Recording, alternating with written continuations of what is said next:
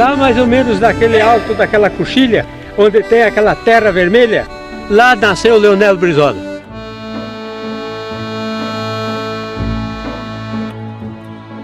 Na manhã de 22 de janeiro de 1922, nasce o filho mais novo dos Moura Brizola.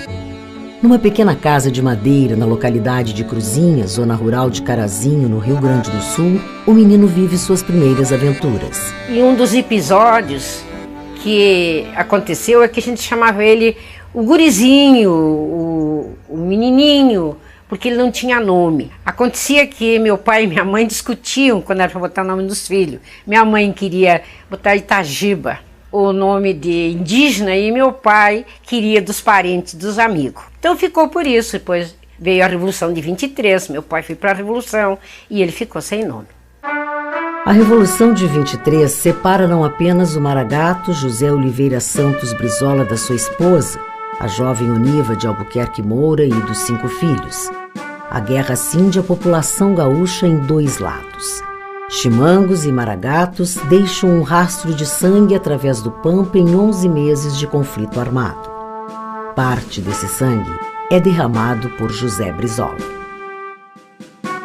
Depois de já assinada a paz, o armistício, o pai sai e naquelas disputas, nas sequelas das disputas pessoais e políticas, naquela época se entreverava como hoje, os interesses pessoais com os interesses políticos. O pai é assassinado e volta no lombo do cavalo para a casinha deles no meio do campo. E o Brizola, menininho, tinha 2 anos, vê chegar o corpo do pai atravessado no cavalo. E isso também explica a rebelião do Brizola. Depois passou todo esse episódio do assassinato do meu pai. Ele já tinha 4 anos, escutando essa história, da gente contar o que aconteceu. E que a gente falava muito em Leonel Rocha, que foi um dos comandantes da Revolução de 23 lá na Serra.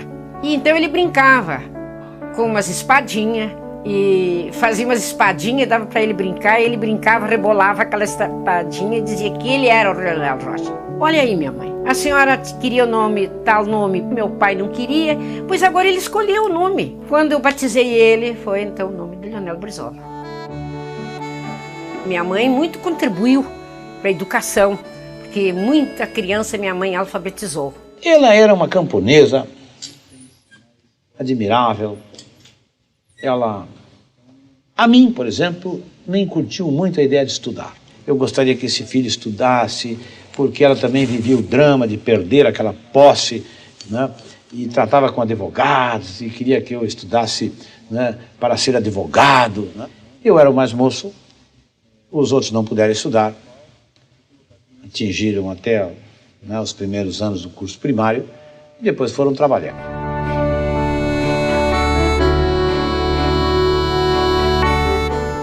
Em 1930, Getúlio Vargas avança sua cavalaria e toma o poder no Rio de Janeiro.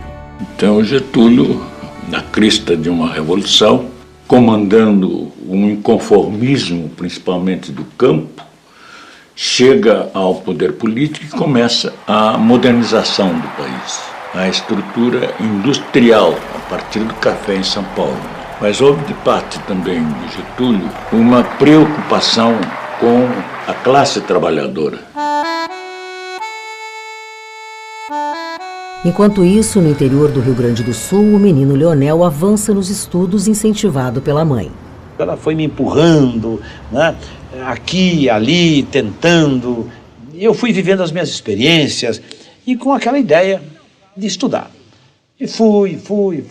Chegamos a um ponto em que eu havia já terminado o primário, né, tinha convivido 1 ano com um casal, né, que ele era pastor metodista, fundaram um colégio ali na nossa cidadezinha, que era Carazinho, que se desenvolvia naquela época. E eu ali fiz tudo naquela casa, mas nunca fui uma pessoa tratado distante, né? Eu lavava prato, ela enxugava. Se ela enxugava, eu lavava. Quando tinha que lavar o chão, ela lavava comigo. É uma mulher também bastante culta, preparada, formada em música, era excelente, Dona Elvira. Foram me dando dignidade, eu aproveitei muito naquele tempo. Por exemplo, eu nunca tinha escovado os dentes. Um dia ele estava fazendo a barba assim e disse: Leonel, você viu essa pasta? Eu vi, lia para nós aí o que diz essa pasta nova. E eu lia, não sei o que tem, pasta não sei o que, dizia ali, ponha 1 centímetro na escova. E diz 1 centímetro, como será 1 centímetro, Leonel? Traz a régua de lá, põe na minha escova 1 centímetro, mede aí. Eu botei ali, e vi como era 1 centímetro, vi a minha que estava assim, né? Bom, eu não me disse nada e eu aprendi a colocar 1 centímetro de pasta sobre a escova. Então ele tinha um temperamento que era do Rio Grande do Sul, um temperamento também revolucionário. Depois ele convive com a família protestante, aí absorve outros valores, de ser solidário com a pessoa humana, da justiça, da paz, e aquilo se incorpora nele, os 2 valores. Depois, já estavam desanimados, eles foram embora dali, eu até ia para o seminário. Eles foram embora, foram transferidos, demorou um pouco, e eu já estava lá trabalhando também, já como menor, mas em Madeira. Estávamos ali, e um dia pernoitaram lá 2 mascates, judeus, porque havia uma colonização judaica lá na região. Eles eram amigos da minha mãe, né, o Jaime e o Antônio. Eles contaram de um colégio que havia em Porto Alegre, do governo, que bastava a indicação do prefeito. Deixaram uma história. No outro dia, ela disse, meu filho, vamos fazer uma carta para essa escola, para ver se vem uma resposta. Bom, lá eu fui a cavalo na estação, levei a carta, dali uns meses veio uma resposta, veio um livrinho, ali orientava, tinha que pedir para o prefeito uma carta, uma indicação, era uma espécie de um patronato. Bom, fomos lá, damos, pedimos, tal, o prefeito deu. Autoriza a Fazenda Municipal a conceder não sei quantos mil réis ao menino pobre fulano de tal, né, para comprar uma passagem de 2ª classe para Porto Alegre, onde ingressará no Instituto Pinheiro Machado. Em 1936, aos 14 anos de idade, Brizola chega a Porto Alegre. Sozinho, encara a capital gaúcha, pequena metrópole ao sul do Brasil, que já alcançava uma população de 300 mil habitantes. Muitos deles na mesma situação, jovens vindos do interior do estado para estudar na cidade grande. Ao passo em que outros eram sustentados pelos pais com os recursos provenientes das estâncias, o jovem Leonel estava entre os que precisavam trabalhar para garantir o seu sustento. Comecei numa engraxateria, sabia engraxar sapato. Fiquei meio dia só. Depois passei para um emprego numa galeria que tem em Porto Alegre, chamada Galeria Chaves. Havia uma balança que tinha que ter um trocador. Entrei ali, fiquei uma semana, depois passei para o elevador.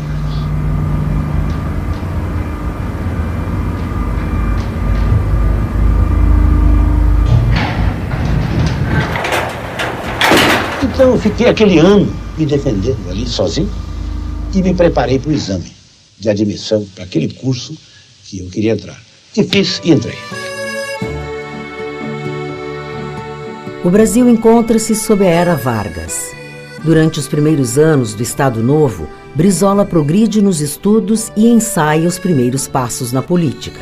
Cursa o científico no Júlio de Castilhos e participa da fundação do Grêmio Estudantil do colégio. O Brasil, que vinha desde 10 de novembro de 1937 num regime ditatorial do Estado Novo, nesse período estava sem partidos políticos. A política era feita através dos diretórios acadêmicos. Na Casa do Estudante, que era ali na Rua Riachuelo, nós fazíamos muitas reuniões.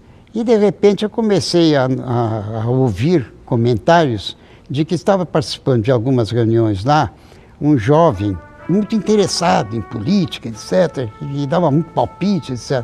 Era o Leonel de Moura Brizola.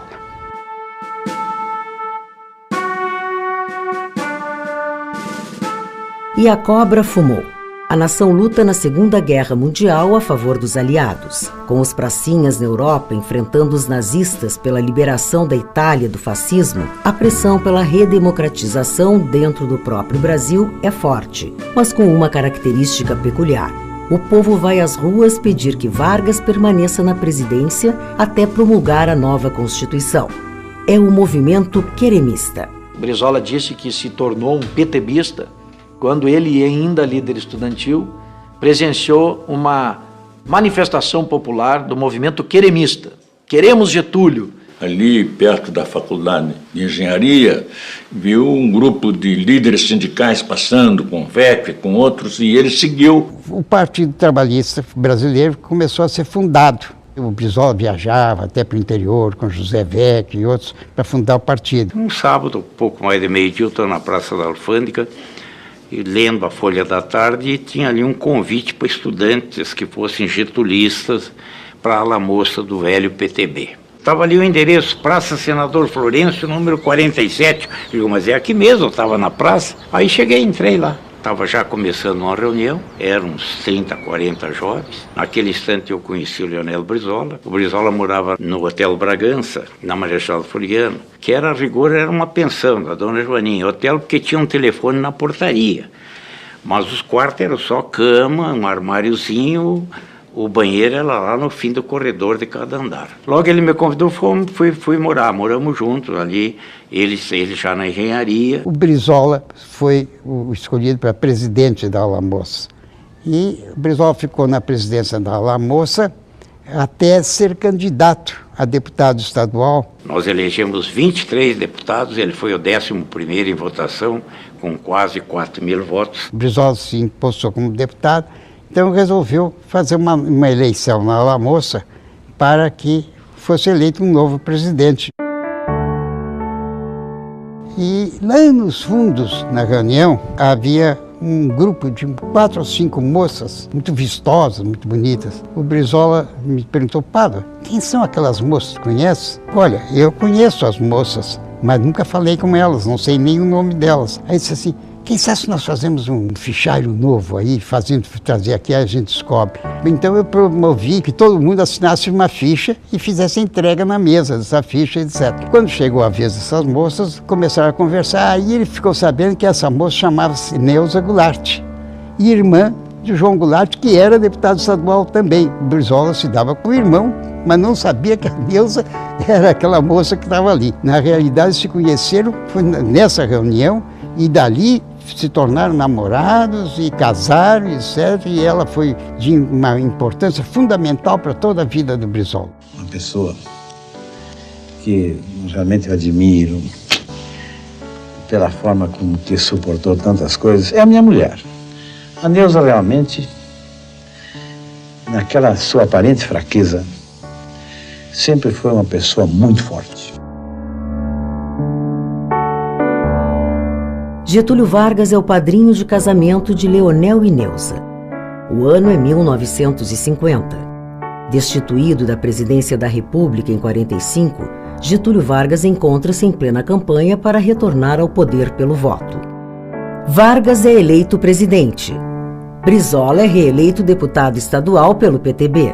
Aí veio a primeira eleição em que ele foi candidato a prefeito, foi em 51. Nós temos 40 mil e poucos votos e o Meneghetti 41 mil, perdemos por 800 votos. Já em 52, o governador Ernesto Dornelles convida o jovem deputado para a Secretaria de Obras. Aí é que apareceu o Brizola administrador. Ele fez um plano de obras, que se tenha conhecimento, foi o primeiro plano de obras organizado no estado do Rio Grande do Sul, onde já se destacava o setor educação. Politicamente, Brizola permanece fiel aos princípios do trabalhismo definido por Vargas. O trabalhismo foi uma doutrina surgida na luta que tiveram os trabalhadores, sempre inspirados pela extraordinária inteligência do Getúlio Vargas. Se ele não tivesse feito esse enorme avanço no campo das suas ideias em proteção dos trabalhadores brasileiros, certamente ele não teria sido levado ao suicídio.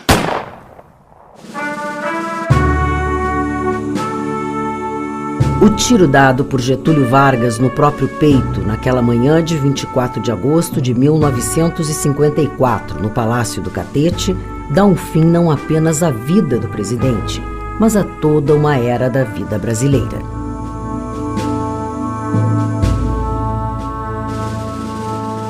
Vargas deixava como herdeiros políticos 2 estrelas ascendentes do PTB no cenário nacional, Jango Goulart e Leonel Brizola. Jango é eleito um ano depois como vice do presidente da República, Juscelino Kubitschek. Em 56, Brizola elege-se prefeito de Porto Alegre. Foi a afirmação do Brizola como um desbravador de obras públicas. Como prefeito, ele revolucionou a cidade, né? Fez esse aterro da Beira-Rio, criou o Cinturão Verde, uma política de caráter produtivo na zona rural da cidade, para o abastecimento da cidade, impulsionou o transporte, criou escolas municipais. Foi uma administração como Porto Alegre não via desde o tempo do Loureiro da Silva.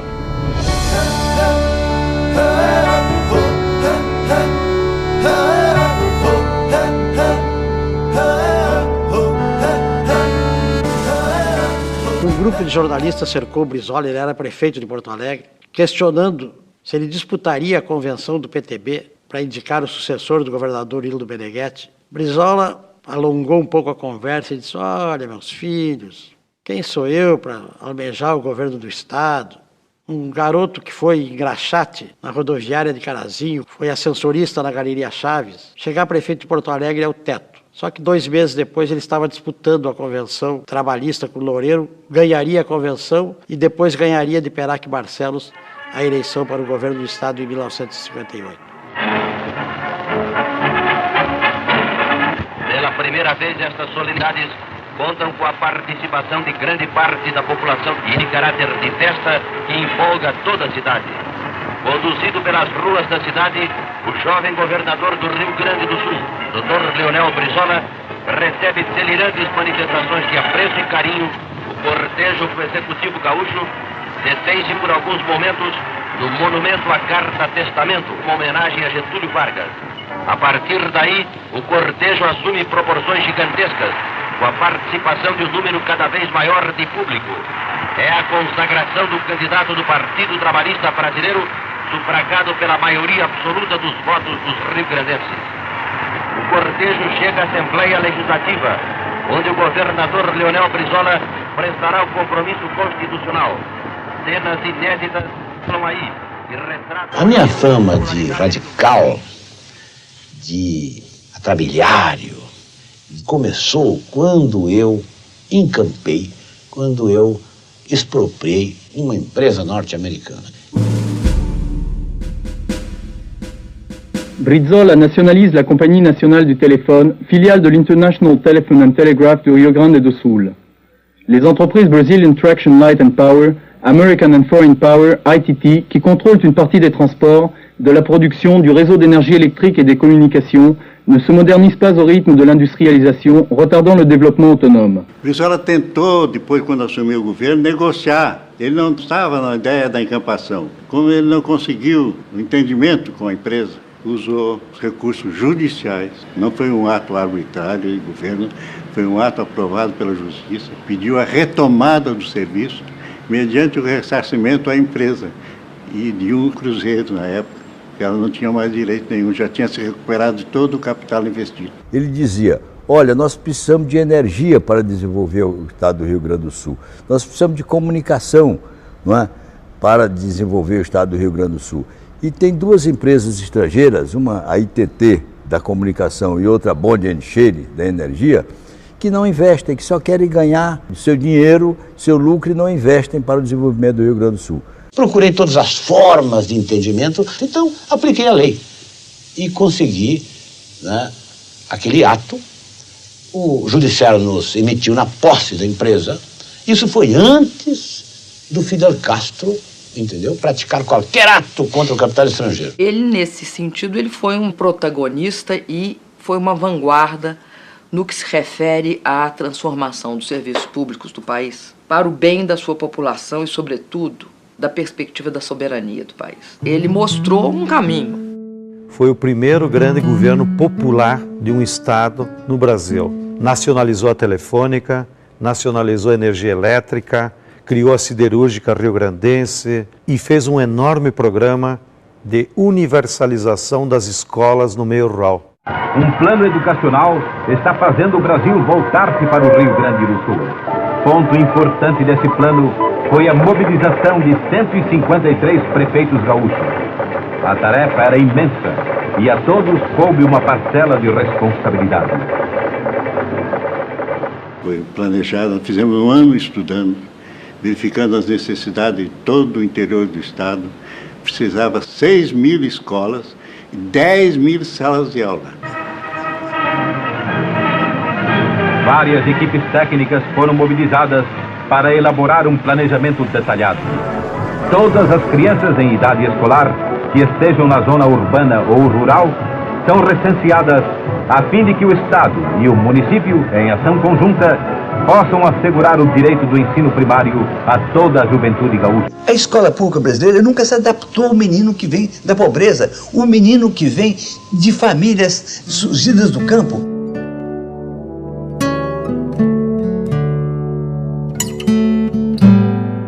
Então, a maneira de fazer com que as crianças estudassem, já que não tinha estrada nem tinha condução, era levar a escola à criança. Em lugar da criança ir à escola, ele levou a escola para a criança. E foi por causa dessas brisoletas, que eram escolas rurais tudo igual, que eu pude estudar, inclusive, perto da minha casa, sem ter que caminhar 5, 10 quilômetros, como a maioria dos filhos de camponeses faziam antes do Brizola fazer esse programa. Para tanta escola nova, foi necessário um sistema novo. Dentro das próprias comunidades, foi feito o recrutamento de auxiliares de ensino. E cursos especiais prepararam as novas professoras. A coordenadora, professora estadual experiente, orienta a auxiliar do ensino. Porque ele dizia, só pela educação nós transformamos. Só pela educação nós resgatamos a cidadania. Só pela educação nós vamos conseguir dar igualdade de oportunidade para todos. Eu, às vezes, tomo um avião desse aí, encontro um executivo assim de uma linha, aí está vendendo sapato, vendendo peça por aí pelo mundo, e às vezes vem um e me diz, olha, se não fosse aquela escolinha lá, eu estava lá, analfabeto, né? E hoje eu ando viajando por aí. O engenheiro Leonel Brizola cumprimenta educadores, técnicos e colaboradores do plano educacional. Eu acho que o Brizola foi um precursor também nessa visão libertadora, né, que vem de todos os grandes próceres da América Latina, desde o José Martí, que compreendiam que o povo somente será verdadeiramente liberto se tiver acesso à educação, se tiver escola, se tiver conhecimento.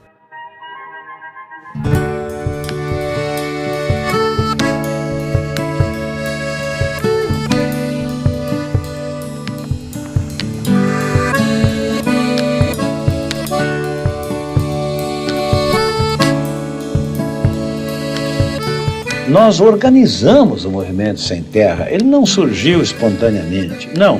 Nós, através do nosso partido, Partido Trabalhista, nós promovemos a organização dos agricultores sem terra. Percorrendo o interior, fui procurado por muitas famílias que diziam que não tinham terra, que eram filhos de colonos, filhos de agricultores. Então tratamos de, em torno dessas grebas, organizar pequenos núcleos de agricultores sem terras. E nos surgiu a ideia de fazer um acampamento. E fomos nós. Para dizer bem a verdade, nasceu aqui a ideia de um acampamento.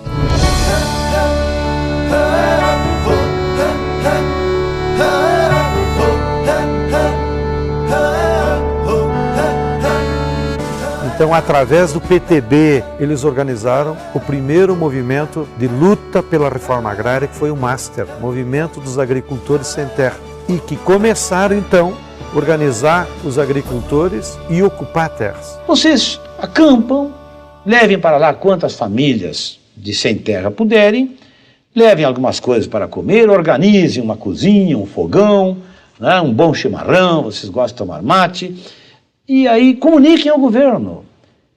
Façam publicidade desse ato, mostrem a miséria de vocês.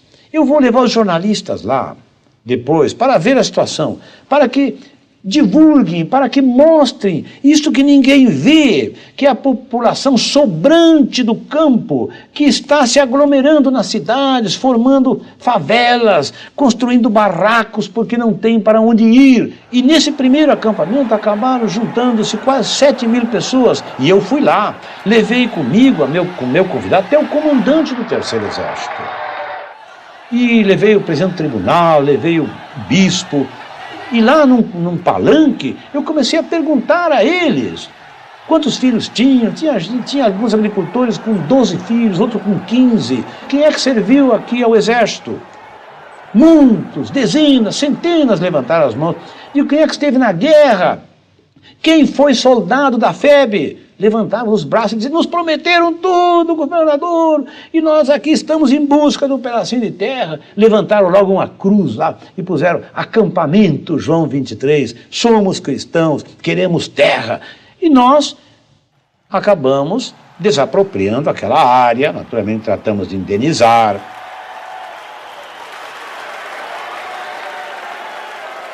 E o governo do Estado criou então a primeira lei de reforma agrária, criou o Instituto Gaúcho de Reforma Agrária e, assim que o Master ocupou o maior latifúndio que havia no Rio Grande do Sul, que era da família Maílios, uma família uruguaia, imediatamente o Brizola desapropriou aquela fazenda, que se chamava Fazenda Sarandi, e assim iniciou a primeira reforma agrária de fato, combinando a luta do povo, a organização social, com um governo popular. Isso aqui era um deserto, era um brejo de corticeira e vegetação.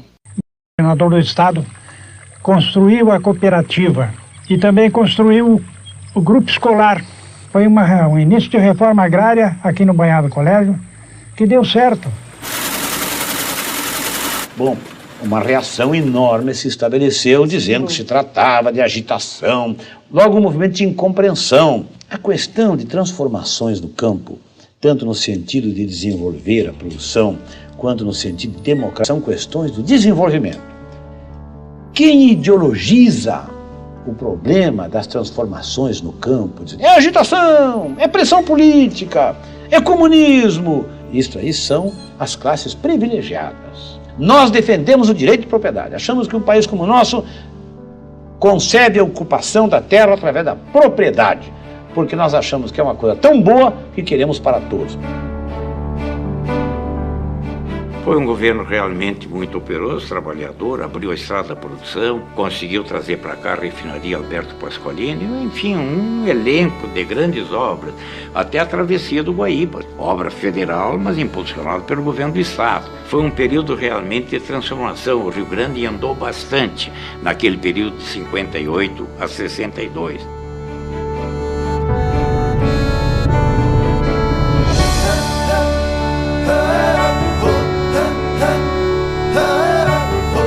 Os anos 60 começam, uma década para mudar o mundo.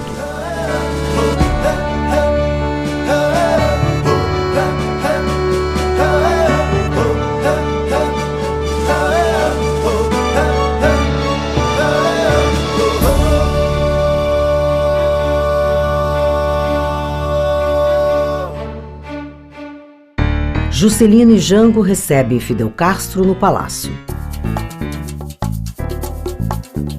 A Revolução Cubana, a corrida espacial e a Guerra Fria ocupam os espaços na mídia e esquentam o debate político ao redor do planeta. No Brasil, Jânio Quadros é eleito presidente e assume em janeiro de 61. Jango Goulart é reeleito como vice.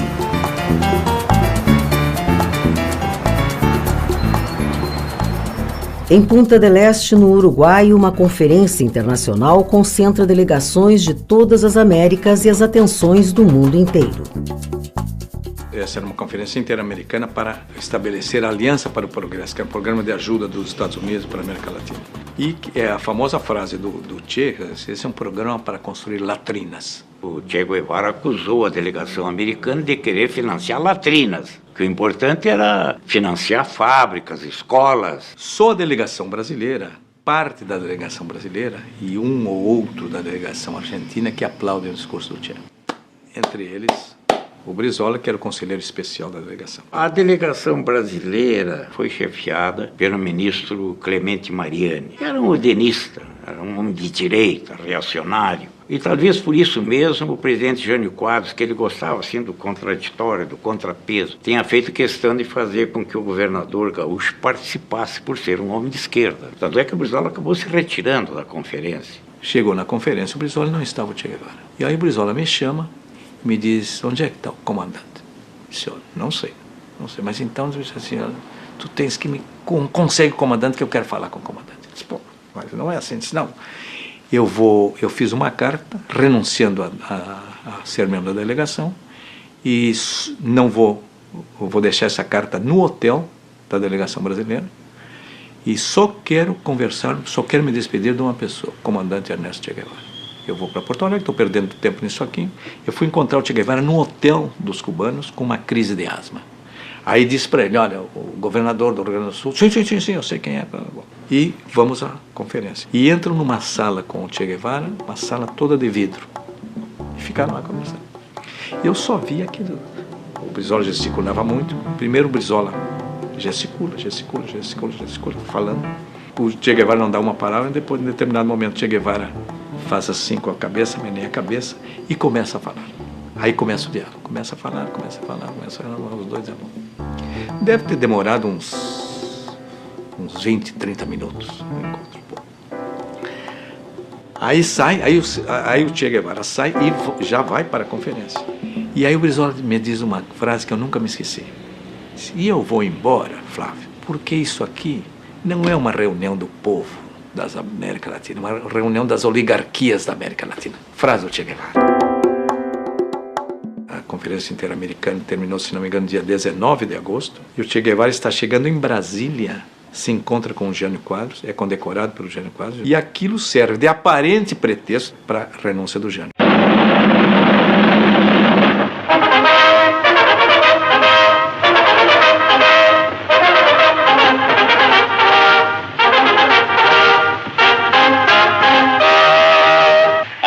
Atenção!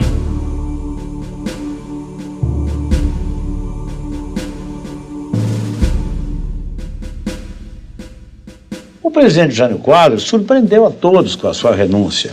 Ele vinha sendo um presidente eficaz. Eu muitas vezes resolvia assuntos com ele em Brasília e chegava no meu estado de volta e lá já estava a solução.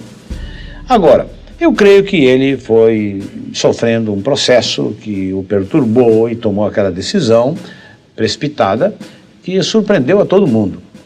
A nossa surpresa no Rio Grande do Sul transformou-se numa reação contra aquele acontecimento, de início a favor do próprio presidente Jânio Quadros. E nós, gaúchos, estávamos dispostos a acolher o presidente Jânio Quadros no Rio Grande. Se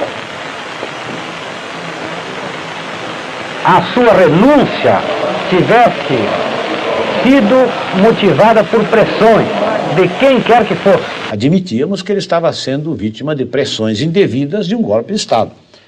Então procurei me comunicar com ele. O telefone era muito precário naquela época e ele já estava em São Paulo, na base de Cumbica. Não consegui falar com ele, mas falei com o jornalista Castelo Branco, que era seu secretário de imprensa. E o Castelinho pediu um momento, falou com ele e mandou me dizer, e me disse que ele mandava agradecer muito a nossa solidariedade e o convite que fazíamos para ele ir para o Rio Grande do Sul, porque nós queríamos organizar a resistência contra esse golpe lá, com a presença dele, que ele já havia renunciado, que não havia mais nada a fazer. Diante disto, a Constituição indicava que, uma vez o presidente, faltando o presidente, o vice devia assumir. O vice-presidente João Goulart se encontrava em viagem oficial na República Popular da China. E aí surgiu aquela questão dos ministros militares, comandados pelo general Odílio Denis. O vice-presidente não pode assumir. João Goulart, vice-presidente, presidente do nosso partido, meu cunhado, meu amigo. Até por uma questão de honra nós devíamos reagir. E passamos então a defender a sua posse. Claro que foi uma verdadeira caça à raposa, de início. Nós procurando tomar medidas, muita desconfiança com o comando do Terceiro Exército, mas eu fui, como governador, tomando todas as medidas para salvaguardar a ordem pública e, ao mesmo tempo, criar um clima de defesa da legalidade constitucional e, por conseguinte, a posse do vice-presidente eleito. Tratamos de colocar no ar alguns manifestos e fomos verificar que o governo central, o governo federal, mandava tirar os cristais daquelas emissoras, até que resolvemos requisitar a última, que havia se recusado até para uma questão de defesa própria a transmitir aqueles comunicados. Requisitamos para o palácio e mandamos guardar as torres, e dispostos a resistir.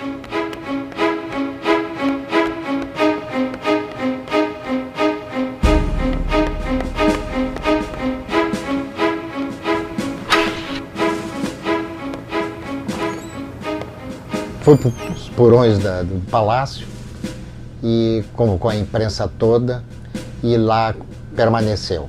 Inclusive distribuiu armas à imprensa que lá estava e estava em pé de guerra. Não desejamos o caos, não desejamos a luta. Nós queremos que reine a paz e a tranquilidade para a população brasileira prosperar, trabalhar e progredir.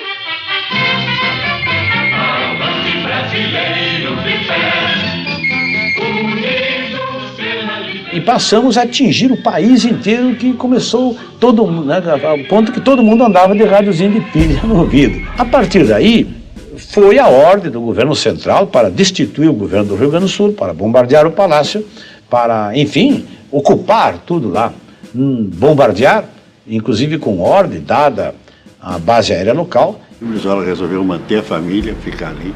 A brigada se armou, o exército ficou sabendo, e colocamos metralhadoras Madsen lá no topo da catedral e no palácio, lá em cima, preparadas para bater aviões. Era praticamente um plantão, esperando o que acontecia. O Brizola, nos seus pronunciamentos diários, seus movimentos diários, a base aérea que iria atacar, quer dizer, então, nós estávamos no porão aguardando dar um estouro, aguardando a revolução real.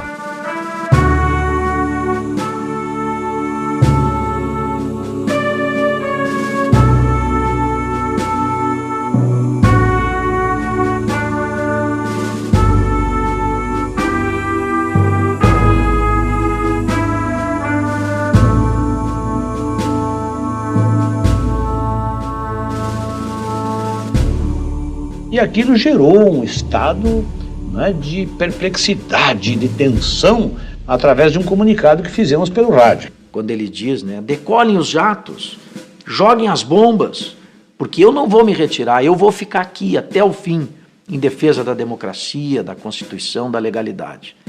Nós levantamos barricadas pelos portões, pelas portas e pelas janelas. O povo se aglomera numa multidão em frente ao palácio, trazendo uma comovente solidariedade ao governo do Estado. Nós pedimos a todos muita calma. Nós desejamos ficar aqui em vigia, cuidando dos destinos da pátria. Pode ser que não tenhamos força, meus conterrâneos, para resistir e vencer. Mas, mesmo sem vencer, eu quero vos dizer que nós resistiremos até a última gota das nossas energias. E se tivermos que ser esmagados, o seremos com a nossa honra e a nossa dignidade. Deu esse discurso quando o Palácio Piratini estava ameaçado de bombardeio. Que só não foi bombardeado porque os sargentos da base aérea de Canoas furaram os pneus dos aviões e impediram que os oficiais saíssem dos aviões.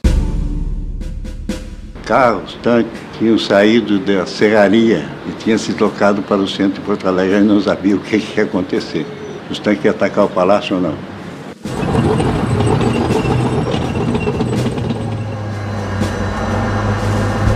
Além dos tanques de guerra, também o comandante do Terceiro Exército, General Machado Lopes, dirige-se ao Palácio Piratini. Ele vem com uma ou outra intenção.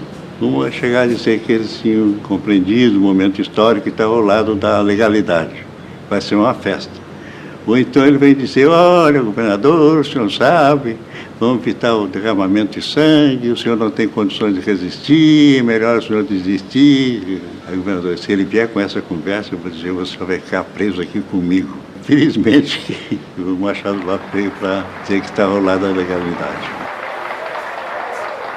O Terceiro Exército resolveu assumir uma posição em favor da legalidade constitucional. Criamos um clima que finalmente levou a que a intenção de impedir a posse do presidente retrocedesse, mas impuseram, numa madrugada, o parlamentarismo. Quando o presidente Goulart chegou, já era um entendimento, né, dele próprio também, e eu assumi a posição de discordar. Digo, olha, na frente do comandante do Terceiro Exército, digo, olha, eu lhe passo, neste momento, né, todas as minhas funções ao presidente Goulart. Digo, eu compreendo, né, a sua posição, mas eu quero deixar clara a minha discordância. Eu acho que esse Congresso violou a Constituição e penso que nós deveríamos exigir a posse do presidente com todos os seus poderes e, se necessário, convocar a eleição de uma constituinte para restaurar a Constituição. Mas eu não crio dificuldades. Digo, eu vou começar por pedir licença e ir dormir, porque eu, no mínimo, 3 ou 4 noites eu não durmo. Eu estou realmente exausto e, embora discordante, eu não quero criar dificuldades. No Rio Grande, apenas cumprimos com o nosso dever. Não fizemos uma revolução. Apenas assumimos uma atitude de inabalável resistência. Civis e militares todos se confraternizaram nessa luta extraordinária pela manutenção da paz e pela legalidade. Foi um episódio marcante da vida brasileira, deixou as suas lições. Eu acho que em toda a história latino-americana, aí ficaram, né, fecundos ensinamentos, né, daqueles momentos. Nós vivemos instantes, né, que até hoje recordamos com emoção. Eu nem sei como é que conseguimos fazer aquilo tudo. Era todo um sonho de defender o país, mas de repente nos vimos o povo brasileiro uníssono ao nosso lado e tudo teve que retroceder. A tentativa de impor um regime autoritário teve que retroceder. Mas aquelas sementes ficaram ali e acabaram frutificando 2 anos e meio depois, em 64.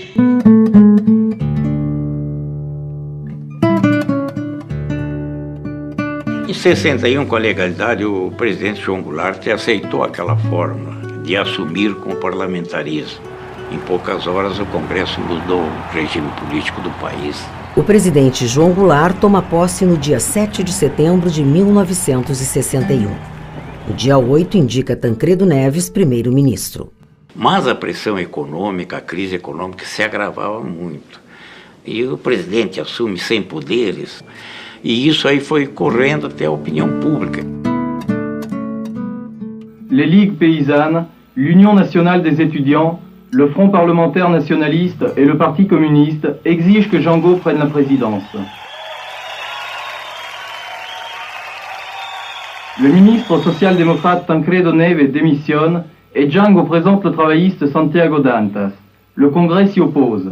Le commandement général des travailleurs décrète la grève générale. Brizola é eleito em 62 deputado federal pela Guanabara. No Congresso, lidera a Frente Parlamentar Nacionalista a fim de restaurar o regime presidencial. O confronto é decidido num plebiscito em 6 de janeiro de 63. 9 milhões de votos, num total de 11 milhões e meio de eleitores, devolvem plenos poderes ao presidente da República. Jango rétablit les relations diplomatiques avec l'Union soviétique, défend les droits révolutionnaires de Cuba et combat dans l'organisation des États américains les forces favorables à une intervention militaire dans les pays voisins. Kennedy exige que Jango indemnise les entreprises nationalisées, qu'il rompe le commerce avec les pays socialistes et qu'il annule le veto mis sur les activités des entreprises américaines exportatrices de minerais. Brizola, então, pressiona o governo a acelerar as reformas de base. A reforma agrária, a reforma bancária, a reforma urbana, a reforma financeira, a reforma universitária, tudo isso eram bandeiras que foram empunhadas pelo Jango, com enorme vigor. E, evidentemente, o Brizola aparecia sempre como a síntese de toda essa extraordinária e magnífica luta que a América Latina conheceu. Eu era chefe do Estado-Maior do Comando Militar da Amazônia. E lá nós começamos a nos preocupar com o quadro brasileiro daquele momento. Né? O Jango já tinha conseguido derrubar o parlamentarismo, que nunca existiu na verdade, de fato, e já se sabia exatamente que o Brizola e o Jango não tinham identidade. Havia uma corrente do Partido Trabalhista, liderado por Brizola, e outros, que queriam que o Jango avançasse nas reformas. O Jango era o homem de negociação, do entendimento. Ele queria que o PSD se convencesse da necessidade de fazer as reformas. Eu suponho que o Brizola achava o Jango muito fraco, um pouco ofensivo, e começou a falar dele, pessoalmente, em fechar o Congresso. E falava que precisava da reforma de base e, para isso, precisava fechar o Congresso. E isso serviu muito de pretexto para as forças conservadoras, né, darem o golpe. O espantalho não era o Jango, era o Brizola. Toda essa ebulição converge para o comício realizado em 13 de março de 64, no Rio de Janeiro, na Central do Brasil.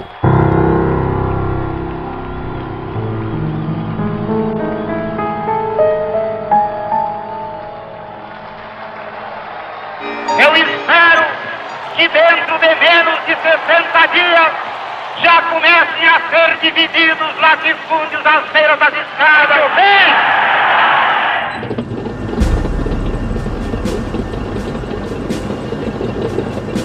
Ao final daquele março de 64, os quartéis amanhecem em guerra contra seu próprio país.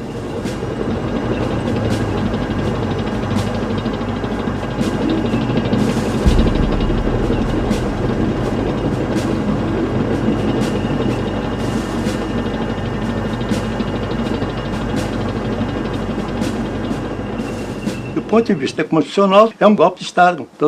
Você está derrubando um presidente que foi eleito. O Brizola estava apaixonado para começar a rebelião. Pedi que o Jango nomeasse comandante do Terceiro Exército, ministro da Guerra, e ele, ministro da Fazenda. Mas como os dados que o comandante do Terceiro Exército davam já eram ruins, que a maioria do Terceiro Exército do interior já estava rebelada contra o Jango decidiu ir para Montevidéu. E o Brizola ficou magoadíssimo com isso. O Brizola, 1 mês e meio depois do golpe, ele ainda ficou no Brasil.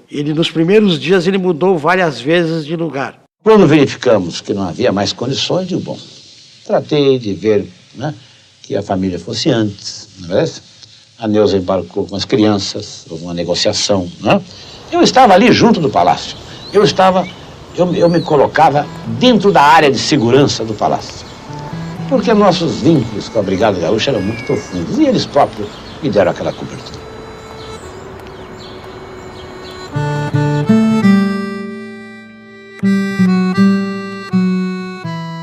Aí ele aceitou ir para o Uruguai, conseguimos um uniforme de soldado para ele, guardamos o Brizola de soldado, ele entrou no carro do Ojadil de Lemos, foi dirigido pela mulher do Ojadil, o Ojadil na frente e o Brizola de soldado da brigada atrás.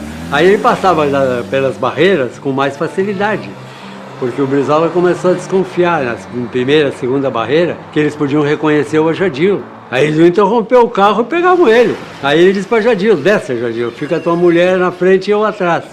Aí ficou mais fácil, ele chegou até Quintão, Cidreira, Quintão. Lá ele chegou o aviãozinho do Jango, com o Maneca Liães, de piloto, aterrissou ali, o Brizola entrou de soldado e o Maneca voou a 30, 50 metros de altura para escapar dos radares e largou ele no Uruguai. Foi para Montevidéu e, por pressão do governo brasileiro, ele foi internado. Exigência que ele fosse internado numa cidade 100 quilômetros longe de Montevidéu e distante também do Brasil. E aí escolheram Atlântida. um balneário de classe média, prédios, as construções, os apartamentos muito deficientes. E ele foi para lá só, porque a dona Neuza teve que permanecer em Montevidéu, porque as crianças estavam ainda em período escolar. É preciso que uma pessoa se imagine uma apátrida, uma pessoa considerada pelos outros aí pelo mundo como uma apátrida, como alguém que não tem passaporte, não tem carteira de identidade. Então recebe um documento aqui e ali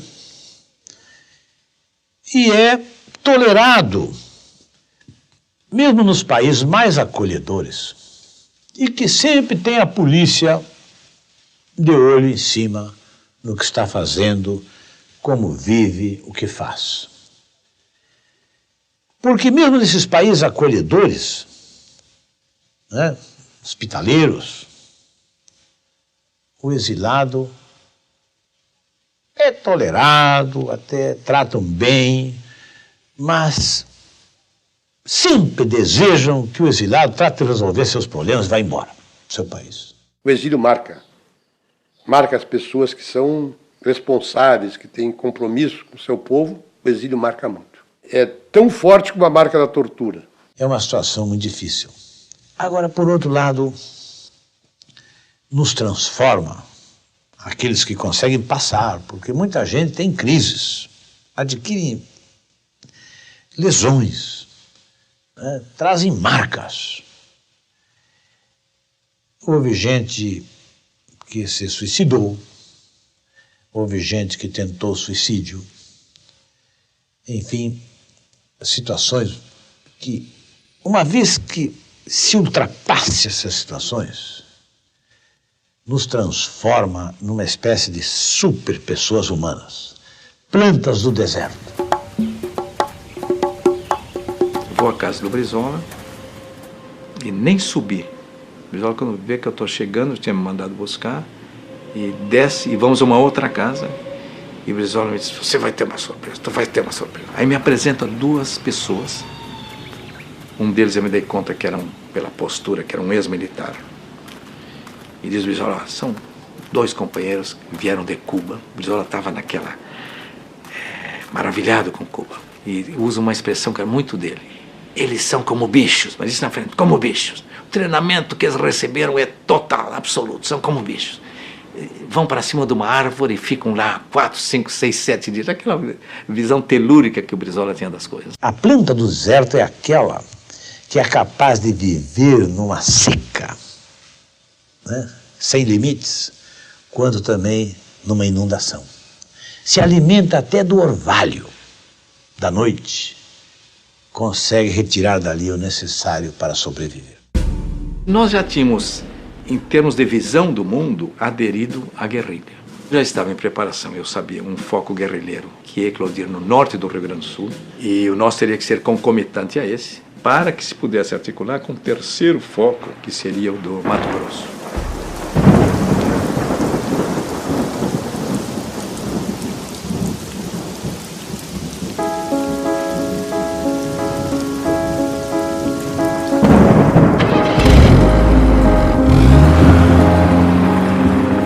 Mas aí ocorre um problema no Rio Grande do Sul. Cai preso o sargento Manuel Raimundo Soares, que era o articulador do foco guerrilheiro.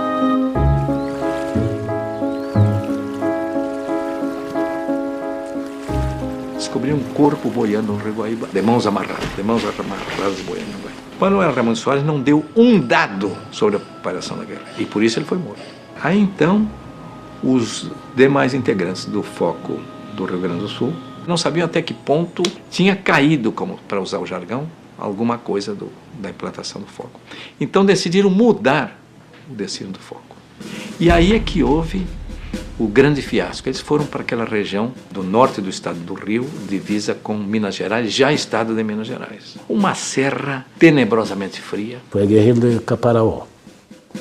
Era lá na Serra Caparaó, próximo entre Rio de Janeiro e Minas Gerais. Mas logo depois caiu também, foi questão de poucos meses. Os acontecimentos não evoluem de maneira favorável. A morte de Che Guevara na Bolívia é um golpe nos revolucionários do mundo inteiro, principalmente latino-americanos.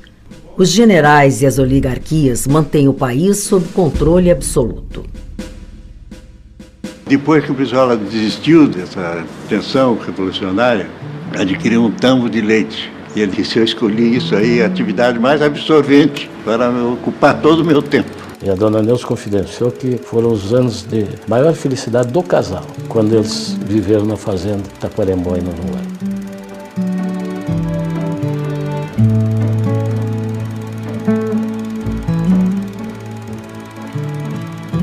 Mas mesmo mantido à força, afastado do Brasil e da política, as forças reacionárias não lhe dão sossego. Por influência da ditadura militar brasileira, em setembro de 77, recebe um comunicado do governo uruguaio em que é oficialmente expulso do Uruguai. Nós fomos chamados lá pelo Ministério do Interior e disse, o governo brasileiro está nos informando, se nós não expulsarmos vocês em 48 horas aqui do Uruguai, tropas estão preparadas na fronteira do Brasil, vão invadir o país. Aquilo era uma tentativa para cercá-lo, para prendê-lo, para matá-lo, porque ele tinha que sair pela Argentina, pelo Chile, país que estava entregue à ditadura. E aí um dia ele passou pela embaixada americana. E disse, esse agente dos Estados Unidos está todo dia dizendo que são os campeões da democracia. E entrou na embaixada norte-americana e com um estouro terrível lá dentro, uma preocupação. Que seria isso? Não seria a vanguarda de um grupo que vier aqui atacar a embaixada?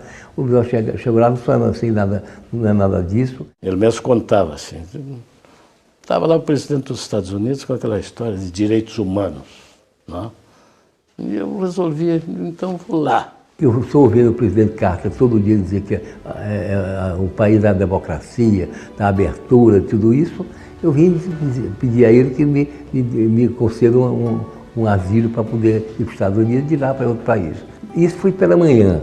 Eles ficaram o dia todo, mais ou menos às 7 horas da noite, veio uma comunicação do lado dos Estados Unidos de que o Brizola tinha recebido asilo.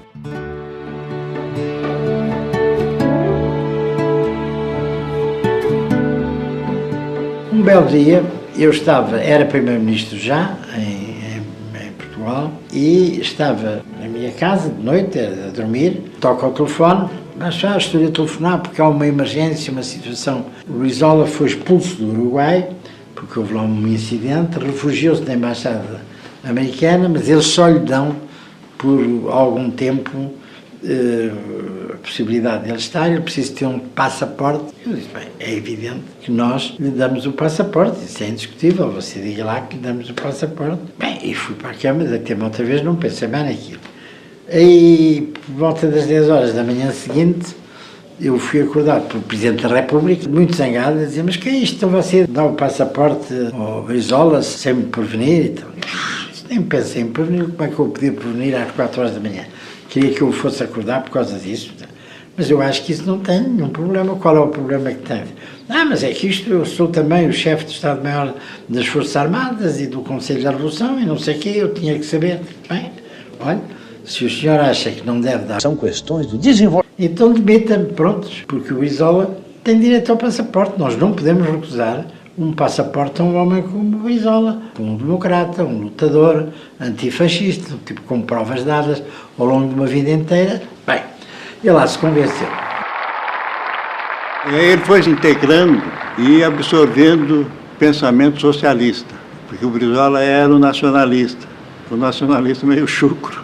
E ele ainda vinha muito com uma visão dos anos 60, que tinha sido mais ou menos influenciada por a Revolução do Fidel de Castro e por todas as coisas.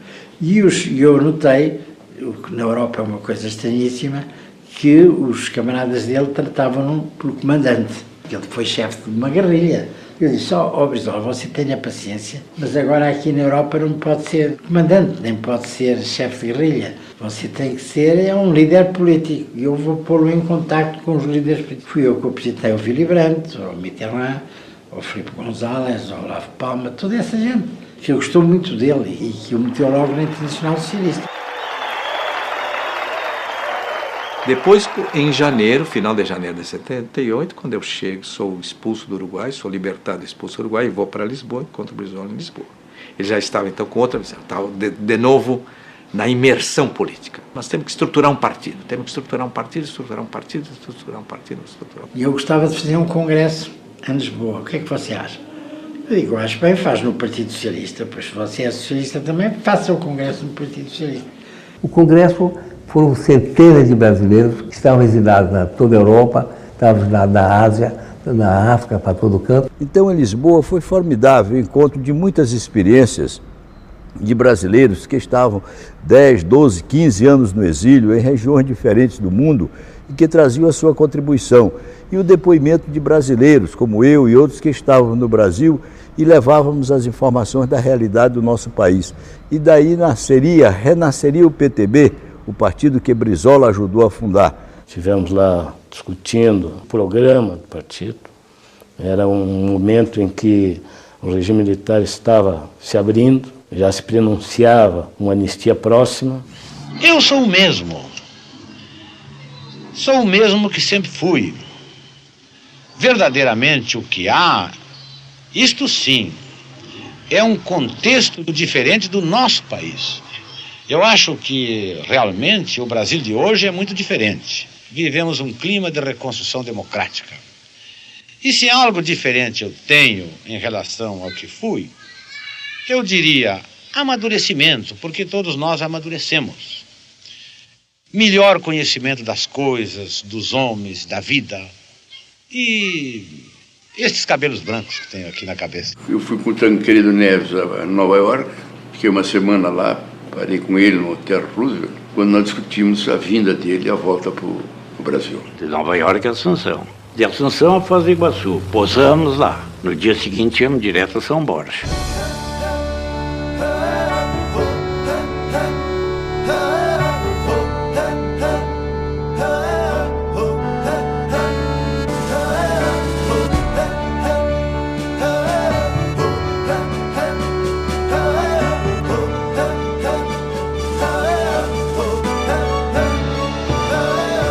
O que me cumpre tão rapidamente possível é assimilar as novas realidades para ser útil à nossa causa e ao nosso povo.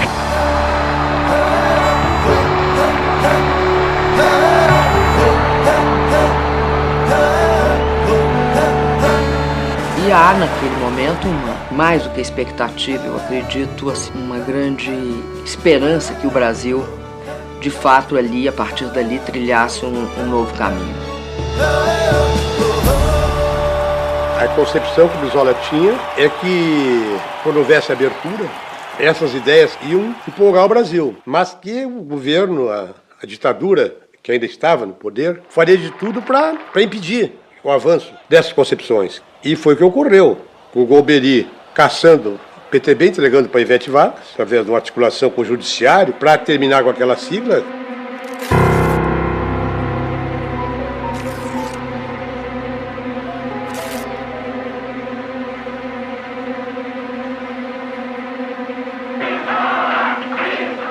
Como nós estamos reunidos aqui, eu tenho a certeza que nós vamos ressurgir mais fortes ainda. Tivemos que fazer todo o processo de refundação do partido, agora Partido Democrático Trabalhista, PDT. A ideia dele do Partido Nacional. E com o compromisso de mudar a sociedade. E contra tudo que pensavam todos aqui, ele se candidata a governador do Rio de Janeiro, nem quis se candidatar a governador do Rio Grande do Sul. Não vai ser apenas a vitória de um homem. Não vai ser apenas a vitória de um partido. Vai ser a vitória e a afirmação do povo do Rio de Janeiro. Ele viajava pelo interior do estado, um caminhãozinho do candidato a deputado estadual, sem recursos, a população escondida, olhando pela janela, olhando por uma fresta na porta, debaixo de uma árvore, todo temeroso, achava que aquela abertura era para descobrir mais gente, para haver uma reação. E o Brizola falava: aqui vos fala Leonel Brizola, candidato ao governo do estado do Rio de Janeiro. E a população escondida, mas ouvindo. Até que um momento, principalmente por causa da memória, os pais passando para os filhos quem era Brizola, foi um momento que houve uma explosão.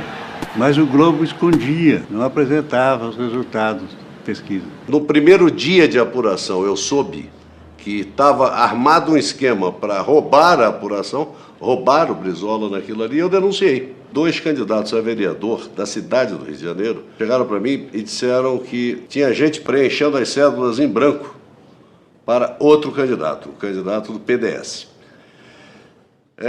E que depois botavam na contagem esses votos por cima do monte e botavam embaixo os do Brizola e os meus, e aí contavam como se fosse para esse do PDS.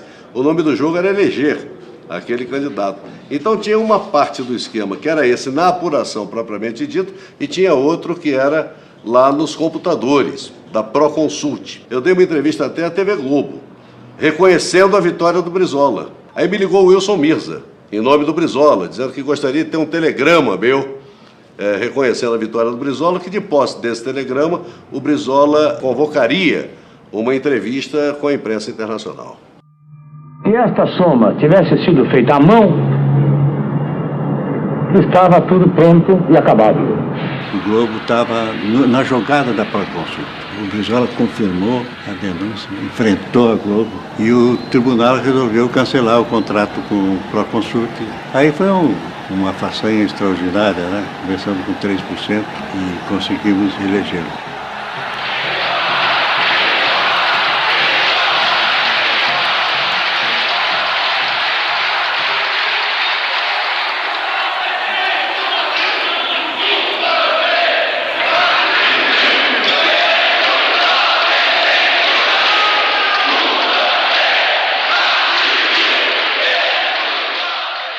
Eu acompanhei o trabalho do Darcy com o Brizola, cada um mais entusiasmado que o outro, de mãos dadas, tocando para frente o projeto, com muita reação, muita gente contra. O CIEPS foi um sucesso, né?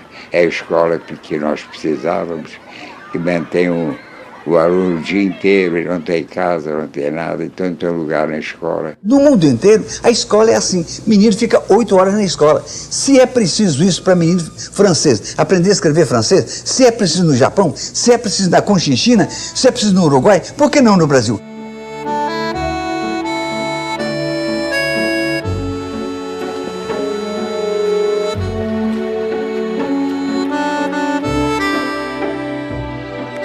Terá que ser uma escola assim, integrada, onde as crianças venham e aqui permaneçam todo dia, mas também aqui tenham as refeições necessárias, a alimentação que necessitam, assistência médica, dentária, enfim, todo um ambiente de lazer. Precisamos de escola de tempo integral como no mundo inteiro. CIEP não é invenção minha nem do Brizola.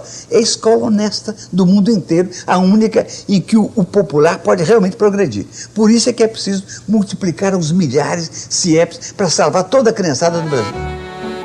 Brizola construiu 500 CIEPs no Rio de Janeiro. Mesmo com dificuldades financeiras e sem apoio federal, investia em obras públicas. A mais espetacular vem com o projeto de Oscar Niemeyer, o Sambódromo. A construção da passarela do samba confrontava antigos interesses na montagem do Carnaval Carioca, que se repetia a cada ano com estrutura temporária e gastos renovados. De modo que durante esse tempo todo da construção, nós nos encontrávamos. Os problemas eram grandes, o tempo curto, a campanha contra o Sambódromo era terrível. E o Brizola vencia tudo com uma coragem, uma determinação que eu admirava muito. Ele, quando implementou o Sambódromo no Rio de Janeiro, que tinha aquele negócio de monta, desmonta, ninguém acreditava.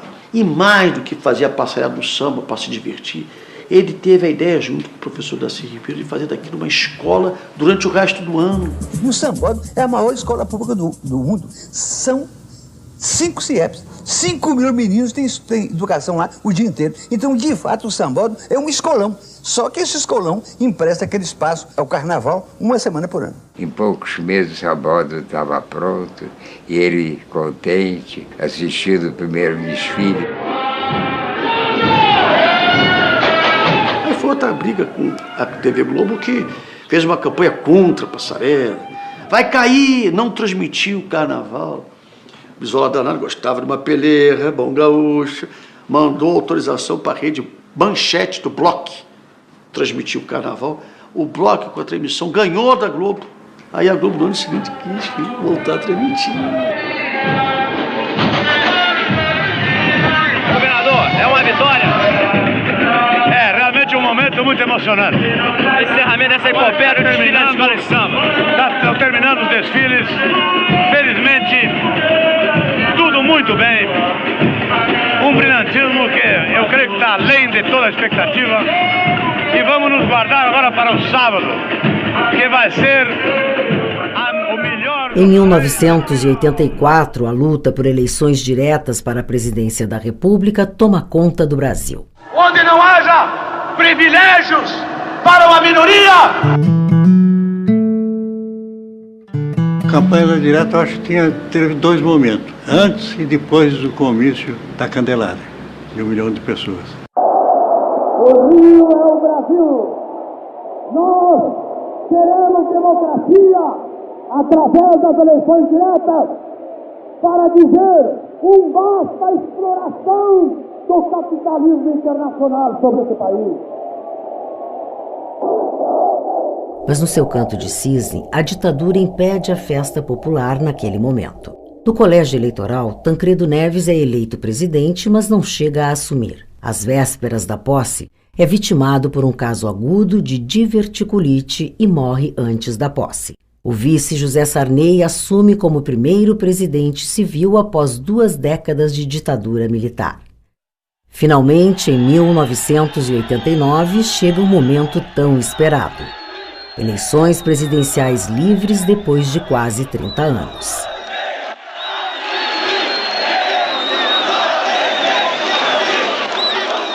Aquela foi uma eleição em que estavam disputando quase todas as figuras públicas importantes do país. Porque ali estava Brizola, estava Ulisses Guimarães, estava Aureliano Chaves, estava Mário Covas, sabe? Figuras públicas importantes do país que eu tinha aprendido a respeitar, sabe? Que tínhamos feito a campanha das diretas junto.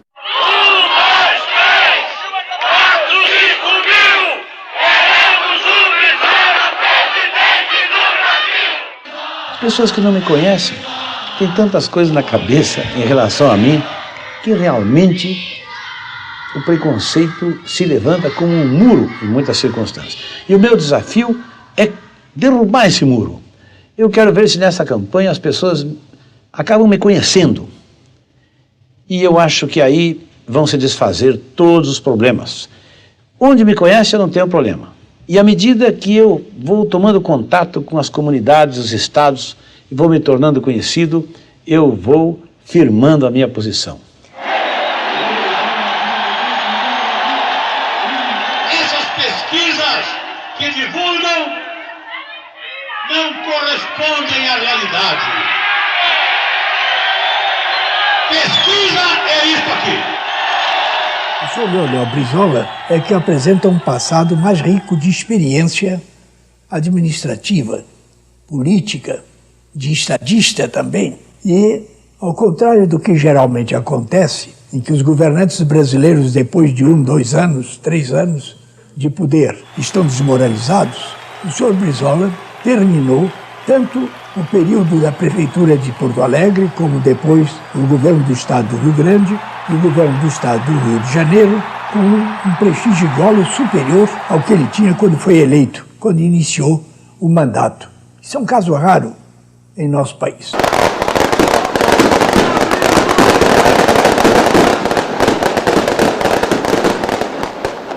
Na linha de frente, Brizola polemiza com os novos nomes da direita e encerra sua participação nos debates com grande emoção. Quem irá votar neles será essa mesma direita que sustentou a ditadura contra a vontade do povo. Tudo aí, malufista! Malufista! Filhotes da ditadura! Todos engordaram na ditadura! Intervalo, por favor. Vamos juntos dar uma resposta a tudo isso. Olha, se você quiser, se essa for a tua consciência, não vota no Leonel Brizola. Aí há gente digna, competindo, leal e honestamente, mas não vota nesses candidatos. Eles estão aí para te enganar, é para tudo continuar como vai. Este país está sendo colonizado, o nosso país está em perigo, a pátria brasileira está em perigo. Estão entregando o nosso país. Você não vê que estão entregando o nosso país? É para continuar na mão de gente irresponsável. Esses dois, Collor e Silvio Santos, são dois instrumentos da liquidação dos sonhos deste país. Um povo que pode ter um destino próprio. Vamos junto dizer um não. Escolhe entre nós aqui aquele que você considera capaz de pronunciar esse não que tu tens abafado no teu peito. Um não rotundo contra tudo que fizeram neste país nestes 25 anos.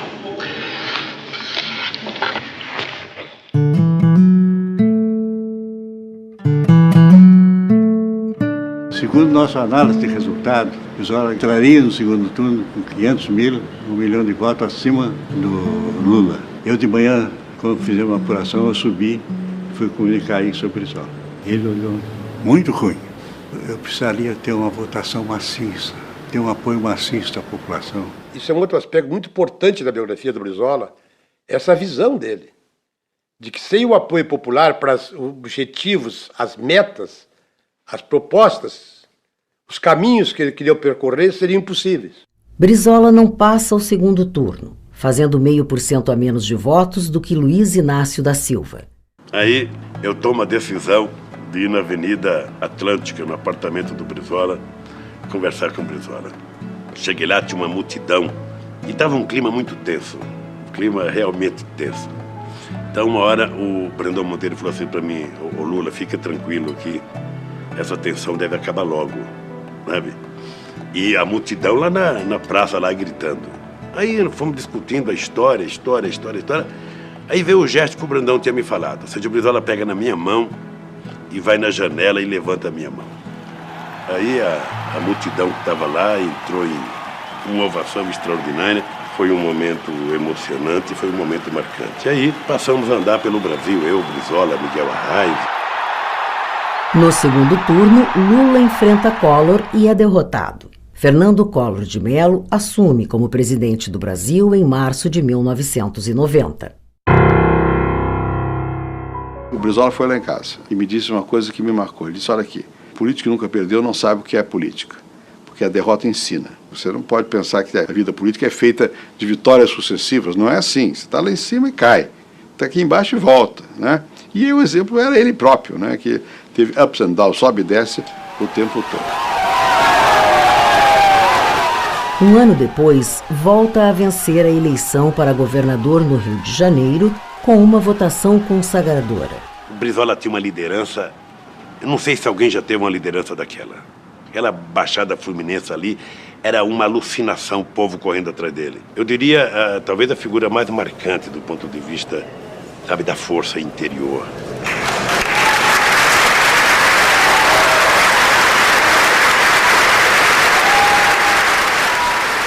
Na conferência ECO 92, recebe as principais lideranças internacionais e reencontra um antigo companheiro. Me gostou aquela questão de ideologia e ecologia. Estoy de acuerdo, porque para la ecología será mucha ideología.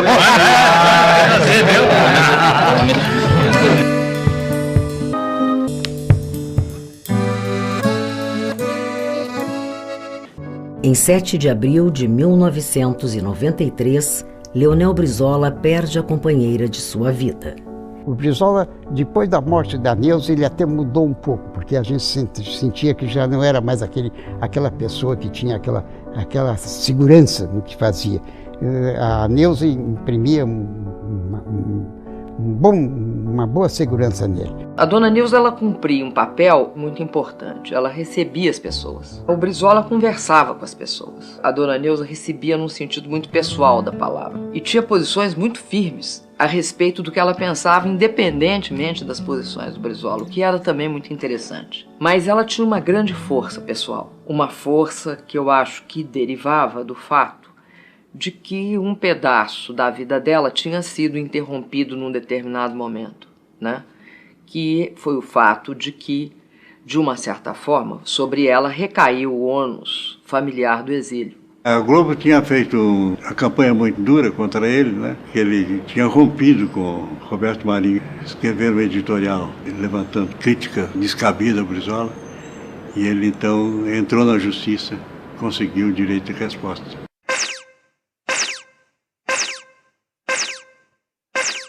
Em cumprimento à sentença do juiz de direito da 18ª Vara Criminal da cidade do Rio de Janeiro, em ação de direito de resposta movida contra a TV Globo, passamos a transmitir a nota de resposta do senhor Leonel de Moura Brizola. Todos sabem que eu, Leonel Brizola, só posso ocupar espaço na Globo quando amparado pela justiça. Aqui cita o meu nome para ser intrigado, desmerecido e achincalhado perante o povo brasileiro. Quinta-feira, nesse mesmo Jornal Nacional, a pretexto de citar a editorial de O Globo, fui acusado na minha honra, e pior, apontado como alguém de mente senil. Ora, tenho 70 anos, 16 a menos que meu difamador Roberto Marinho, que tem 86 anos. Se é esse o conceito que tem sobre os homens de cabelos brancos, que os use para si. Não reconheço a Globo autoridade em matéria de liberdade de imprensa, e basta para isso olhar a sua longa e cordial convivência com os regimes autoritários e com a ditadura de 20 anos que dominou o nosso país. Todos sabem que critico há muito tempo a TV Globo, seu poder imperial e suas manipulações. Mas a ira da Globo que se manifestou na quinta-feira não tem nenhuma relação com posições éticas ou de princípio. É apenas o temor de perder o negócio bilionário que para ela representa a transmissão do carnaval. Dinheiro acima de tudo. Em 83, quando construí a passarela, a Globo sabotou, boicotou, não quis transmitir e tentou inviabilizar de todas as formas o ponto alto do carnaval carioca. Também aí não tem autoridade moral para questionar-me. E mais, reagi contra a Globo em defesa do Estado do Rio de Janeiro, que por 2 vezes, contra a vontade da Globo, elegeu-me como seu representante maior.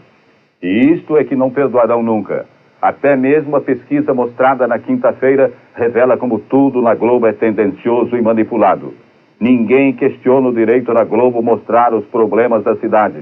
Seria antes um dever para qualquer órgão de imprensa. Dever que a Globo jamais cumpriu quando se encontravam no Palácio Guanabara governantes de sua predileção. Quando ela diz que denuncia os maus administradores, deveria dizer sim que ataca e tenta desmoralizar os homens públicos que não se vergam diante do seu poder.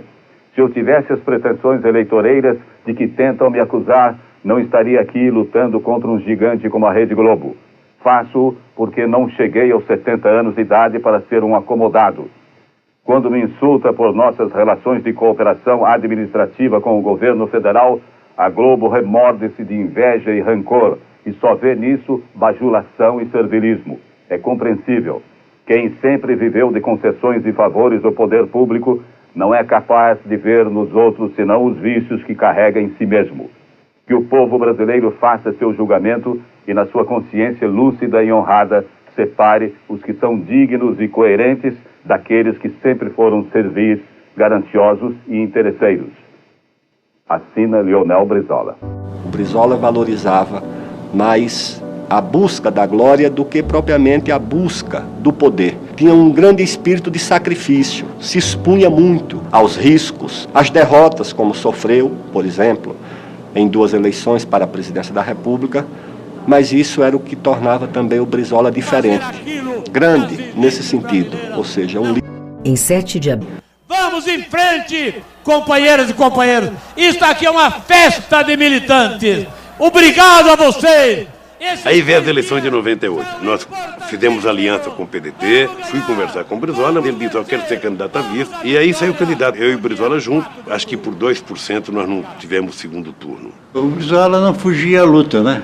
Ele achava que devia estar dando recado à população. Então essas últimas participações dele era mais para dar um recado. Ele sabia que ele não tinha condições de vencer. Em junho de 2004, Leonel de Moura Brizola, como tantas vezes já fizera na vida, viaja à sua fazenda no Uruguai. É a última vez que visita aqueles campos. O horizonte abre-se diante de seus olhos carregado de nuvens cinzentas. O inverno é implacável. O frio e a umidade também sabem ser inimigos cruéis. Brizola retorna ao Rio de Janeiro com uma forte gripe e vive acamado seus últimos dias. Uma semana depois de retornar ao Brasil, encontra-se por fim com a morte.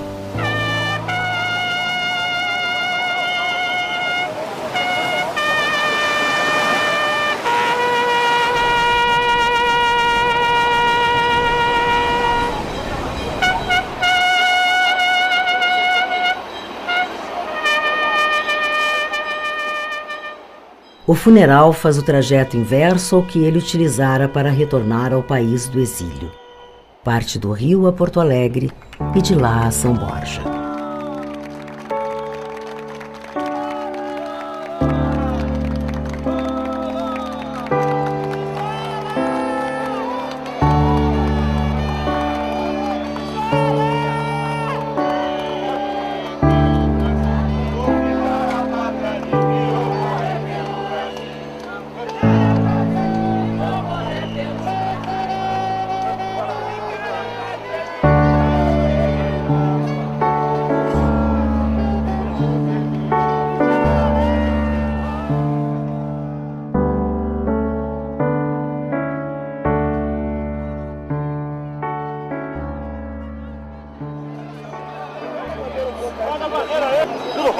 E hoje não sou um bandido, graças a Brizola.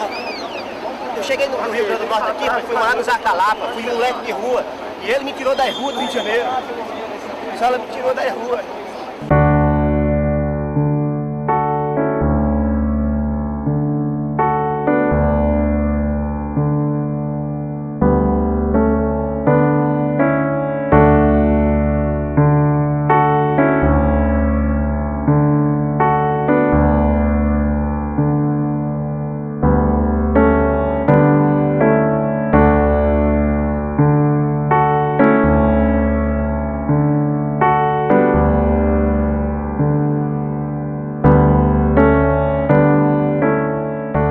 Patriota.